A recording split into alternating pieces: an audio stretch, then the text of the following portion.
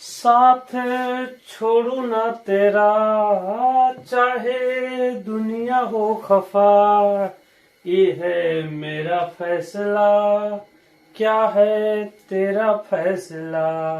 हाय दोस्तों, आज हम लोग ऐसा क्लास 12 का चैप्टर पढ़ेंगे कि जो आदमी किसी के साथ 40 साल रहता हो और अचानक कह दिया जाए कि अब तुम्हें छोड़कर जाना है।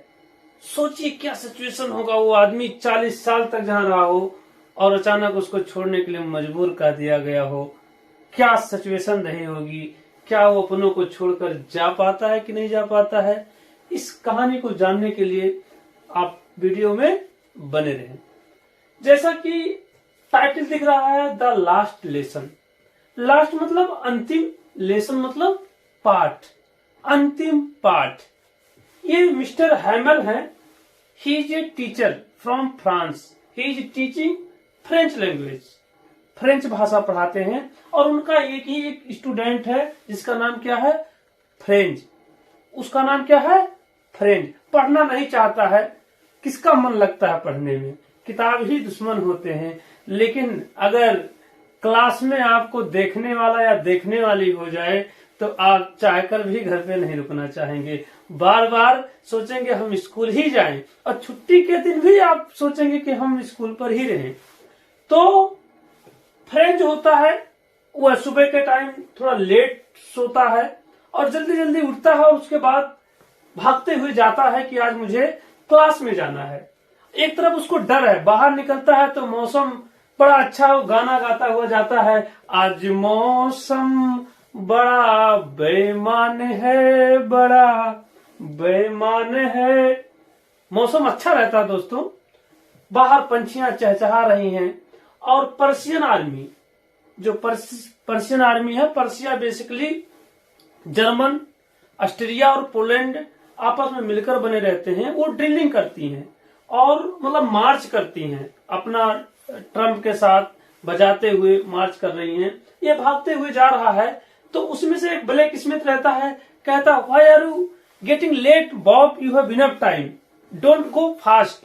जल्दी मत जाओ, तुम्हारे पास समय बहुत है। क्योंकि वो टोंट करता है, लेट ऑलरेडी हो गई है। और ये जाता है भागते हुए। उसके बाद जाने के बाद देखता है कि बुलेटिन बोर्ड बेसिकली ये होता है कि जहां पर भी जो भी कमांडिंग ऑफिसर का कोई आदेश आता है, जो भी सरकार का कोई आदेश आता है, जो भी जस्टिस या इनजस्टिस का रहता है, उस बुलेटिन बोर्ड पर लिखा रहता है। तो ये फ्रेंच जो होता है देखता है बहुत भीड़ है, वो समझ नहीं पाता है क्यों इतनी भीड़ है और वह दौड़ते हुए जाता है। मन तो नहीं था उसका, क्योंकि अध्यापक जो थे मिस्टर हैमल, वो क्या सुनना चाहते थे, वो पार्टिसिपल, क्योंकि उसका होमवर्क पूरा नहीं था और इसलिए वह भागते भागते क्लास में सोचता है कि भीड़ भाड़ है और हम धीरे से क्लास में चले जाएंगे। लेकिन जाके देखता है स्कूल में पूरा सन्नाटा है, एवरीथिंग इज साइलेंट।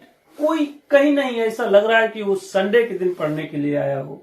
यह देखकर वह एस्टॉनिश हो जाता है। वो सोचता है मैं जाके धीरे से क्लास में बैठ जाऊं और चाहता देखता है क्लास में तो क्लास के पीछे तक गांव वाले आए हुए हैं, बैठे हुए हैं और मिस्टर हैमल को देखता है कि बढ़िया वो ग्रीन रंग का कोट पहने हुए हैं, एक टोपी लगाए हुए हैं सिल्क रंग की और उसके बाद में सफेद कपड़े पहने हुए हैं।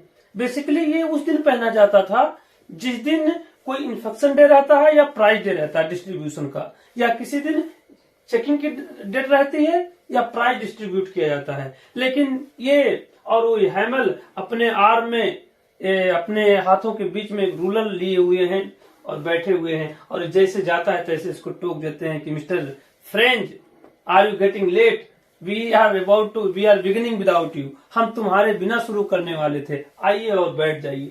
ये तो पहले डर जाता है कि लग रहा है कि आज मुझे बहुत डांटेंगे, मुझे पनिश मिलेगा। लेकिन इतना प्यारा भाषा में वो कहते हैं, मन मुग्ध हो जाता है कि क्या बात है, इतना प्रेम से हमारे टीचर हमें समझा रहे हैं।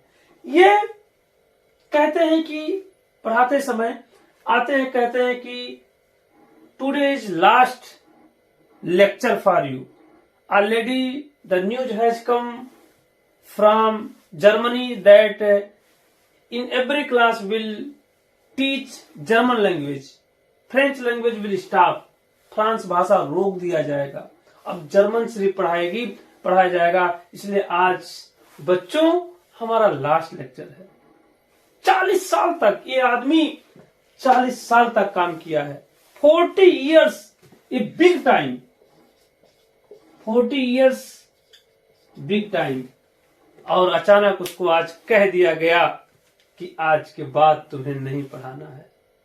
क्या दर्द रहा होगा। आप जानते हैं कक्षा 12 में विदाई समारोह होता है और उस विदाई में जब बेंचेस लगते हैं, फेयरवेल पार्टियां होती हैं, बच्चों के आंखों से आंसू आता है कि शायद ये मैं यादों को भुला नहीं पाऊंगा।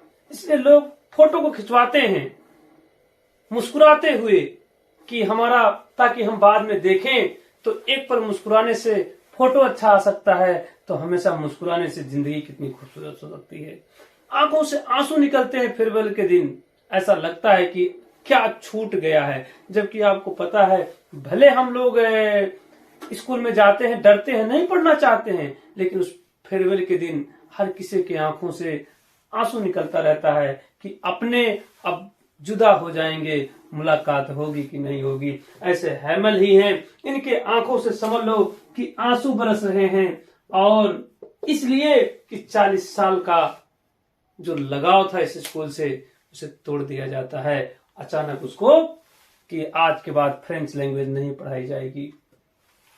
वो मिस्टर फ्रेंच से पूछते हैं, वो पार्टिसिपल दिए रहते हैं, लेकिन ये बंदा कुछ भी नहीं, थोड़ा सा खड़ा होता है तब तक मिक्सअप कर देता है, मतलब याद नहीं रहता है।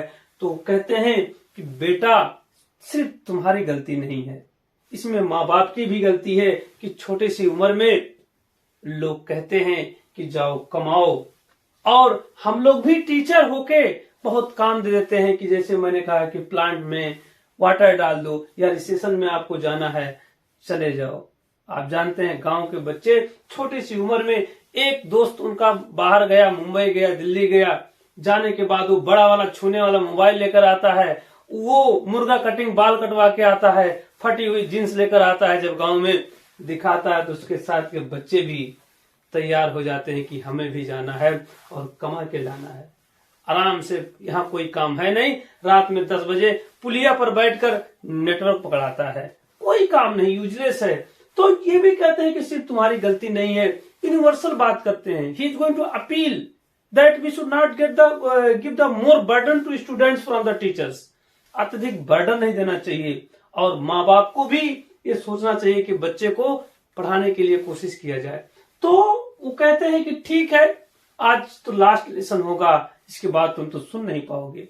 बेचारा ये भी रोने लगता है कि इतने अच्छे शब्दों में कह रहे हैं, आज तक इतना बढ़िया लेसन उन्होंने शायद कभी नहीं पढ़ाया होगा, या इतना बढ़िया मैंने कभी भी नहीं पढ़ा होगा।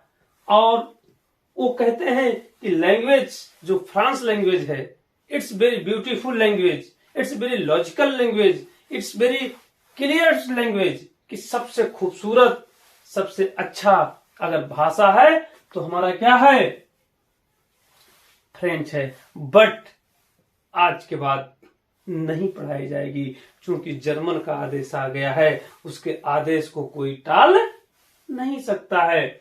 सोचिए 40 साल तक लगा था आदमी, अचानक कह दिया जाता है चले जाना है, जाना नहीं चाहता है।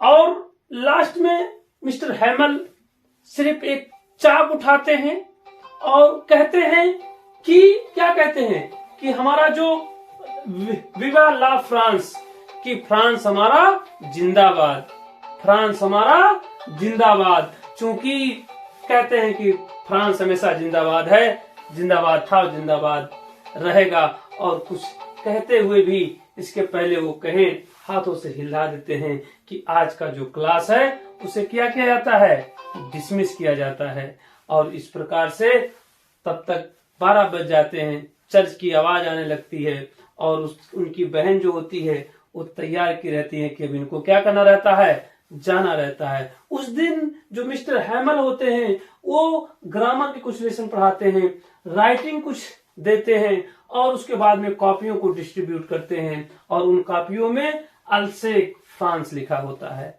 40 साल पहले जब आए थे तो बहुत से पौधों को उन्होंने लगाया था। आज पौधे बड़े हो गए हैं लेकिन उसी जगह पर हैं। लेकिन इंसान जो चाह कर भी नहीं जाना चाहता था उसके रिश्तों को तोड़वा देता है। तो आप समझ सकते हैं कि इंसान एक तरीके से अच्छा भी है और इंसान एक तरफ से खराब भी होता है। और ये नेचर जो पेड़ होते हैं उनको कोई डिस्ट्रीब्यूट नहीं कर सकता था, मतलब उनको कोई उनसे जुदा नहीं कर सकता था। पेड़ वही थे लेकिन इंसान ने इंसानों को, आज देखिए लड़ाई करने के लिए हर कोई परमाणु बम, हाइड्रोजन बम लेकर बैठा हुआ है कि अगर तुम मुझे आंखें दिखाओगे तुम्हारी आंखों को निकाल दिया जाएगा। हर किसी को धमकी दे रहा। वही नेचर, एक छोटा सा कोरोना आया, बर्बाद कर दिया, तबाह कर दिया। किसी ने उनसे लड़ने के लिए तैयार नहीं हुए। हर कोई हाथ पीछे खींच लिया, लड़ नहीं सके। आज इंसानों को मारने के लिए हाइड्रोजन बम, परमाणु बम बना लिया जाता है। इस प्रकार से उसकी बहन जो होती है एमएल की, कपड़ों को पैक कर देती है और आंखों में आंसू लिए हुए बेचारे चले जाते हैं। और इस फ्रेंड को एहसास होता है कि शायद हमारी जो सपना थी फ्रांस पढ़ने की, अब वह क्या हो गई है, अधूरी हो गई है। तो दोस्तों इस प्रकार से जो लेसन होता है वो खत्म हो जाता है। पहली बार चैनल पे हैं तो आप शेयर करें, लाइक करें, सब्सक्राइब करें। Thank you.